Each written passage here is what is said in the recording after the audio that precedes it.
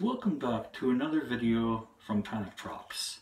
Today we're going to do some decor for your area, and this one's going to involve a frame and the changing images that they allow or offer at the dollar stores and stuff you find around town. So this is going to be a cheap build, but it's going to have quite the effect that you're looking for. It's going to bring out a more dramatic appearance to this scenery for your haunt or home. It'll be a pretty basic build, really easy. The only things you're going to need are your all-purpose glue. You're going to need some painter's tape, a pair of scissors. I recommend a couple of paints that would adhere to plastics or would also have a primer in them. That would be helpful. I do have the second image that I got from a dollar store, and then at the local Walmart I happened to find this food tray, which I'm going to use as the frame. So that's all you're going to need for this one, and this was $2.97. Got it for 75% off. It's holiday or Halloween decoration, and it's currently right after Halloween, so good time to get a lot of your props, put things together. And of course, dollar store, $1 for this. To begin with, what we're going to do is we're going to take this picture here, and since it's almost the same size as this frame, we're not going to be able to just adhere to the frame because it's not going to look very well. But the inside of the tray actually is approximately the same size as the image itself. So the finished product here I have, it's exactly where I cut it, was on the fake frame of the image, and it fit very well into the tray. So it gives it a little border, the black border, a little contrast between the brown frame I created and the image itself. So that's what we're going to do. We're going to cut off the fake frame, take our tray, and we're going to use our all-purpose glue. Today we're using Elmer's school glue. Works very well, easy cleanup as well. And then we're just going to put the Elmer's on here, and using a piece of this edging, I'm going to cut a small piece of it, and I'll be able to spread the glue evenly along this so it doesn't cause any bumps or ripples in the image I'm placing on there. And then I'm able to place the image down on there and squeeze it out with my hands. And for the most part, a lot of the glue stays underneath. It's pretty thin layer, and anything else that comes out cleans up with water, so it works very well. And we'll get to that step next.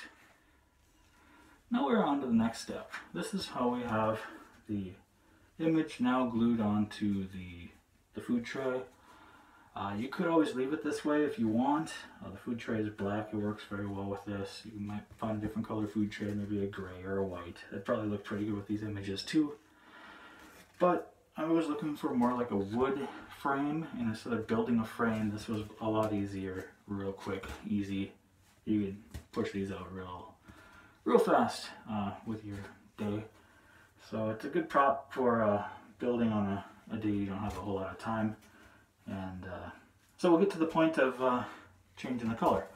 The colors I chose for this is, since the wood would be the back, the deeper areas and stuff would be darker. It's just the aging and stuff of wood and things that have detail. It always gets a little bit of dirt and stuff inside the deeper area, so I went with the Krylon Color Max. It's a paint and primer, so the primer will adhere to the plastic real well. The color I went with was a satin leather brown, the satin, so it doesn't have a sheen to it. So if there's any lighting in the room and stuff, it's not going to reflect a whole lot of light. So the leather brown, really nice dark color. Looks very similar to a dark wood, oak wood or something, so that'll work well. For the lighter colors, I used the Rust-Oleum. It's a paint primer as well. getting 2 times out of this, so that's great. Be able to use it more often. And also bonds to plastic. Good deal. We're working with plastic, so always want that. Again, this is a satin, and it's a nutmeg color, so that's going to be my lighter areas on my wood here. And the way I'm going to apply that one is by taking a piece of paper towel, and I'm going to spray. Well, first I'm going to cover it with the dark. The frame will be painted dark first, with a dark brown, and then I'm going to use the lighter color with some paper towel, spray it on paper plate or something you can dispose of afterward. You're going to crumple up the paper towel into like a ball, and then you're going to daub it into the lighter paint, just real lightly. You don't want to get a whole lot in there, and then you're just going to daub it onto the frame. Just give some lighter areas on here, the higher areas will take more, and give it more detail without taking a whole lot of time to pull that off. The point of not putting a whole lot of paint on the paper towel is that you don't want big splotches on here. You just want some small detail, lighter colors, and no real pattern to it. So with the crumpled up paper towel, it's not going to have a pattern effect. You're not going to have squares and triangles and stuff. It's just going to be just a mess of light colors on top of the dark. So that'll work out really well. And a last idea I came up with after the building of the first one is I went and got my flat crystal clear. It's another Krylon clear color, but it's a flat spray. That's to remove the reflection off of this. I didn't realize how much this plastic here would reflect light, but as you can see in the video right there, there's quite a line on there, and it's not very bright to where I am right now. So what I'm going to do with that flat is I'm going to spray mostly the image area. That way it's going to take that and flatten that down so it's not so reflective. The rest of it with the satin, it should be alright. Some wood has reflection, images usually don't, so we're going to go with that. In order to pull this off, I did want to keep the black of the frame here.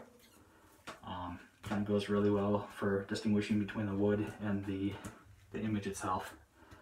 What I did for that was I used my painter's tape. I taped actually this line. It's a perfect line. It's very rounded on the edges and stuff. Really easy to follow with the paint tape. And I taped that off first, so I had one layer of paint or tape on there. And then what I did was I found some cardboard and cut out a piece of cardboard to fill this inner area. And what I did was I placed the cardboard in there, and then I taped again on top of the tape and the cardboard to seal it so that no paint gets beneath the cardboard onto the image. And you don't have to be too careful, don't have to be real tight with your painter's tape. Of course, it's, supposed to be an old image, old frame. If there's a little bit of overspray or something, big deal. It's supposed to be aged. It'll give it an aged look even if you have overspray. So again, real quick build. We're not too picky on it, so if you want to be more picky, you can. You could actually build a wood frame if you want as well, but we're doing it quick and easy. So I will show you that after I get the cardboard on, tape on, and we'll go from there. We're back now with the frame completely taped.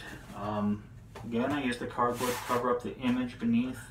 Painter's tape works really well. Comes off without peeling your paint that you put on. And really clean. Even if you're working on your project, have to take a break, the painter's tape works well for that. It doesn't get real sticky. You're not going to leave adhesive on your project. So, and this cardboard that I have here, this basic cardboard. What I'm actually doing is recycling it from the first frame that I created. So it was already cut to size, works real well, and I always recommend recycling whenever you can.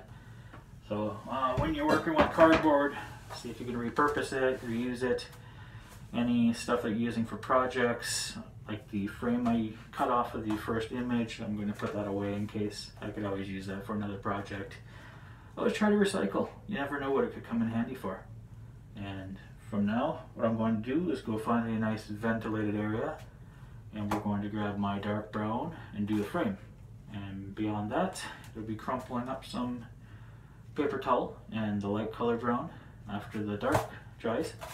And I'm going to be daubing some light color on here, and then we're going to go ahead and add some flat spray paint to the image beneath so it takes that reflection off. So I will see you after that, and enjoy, and good luck with your project too. I will see you soon.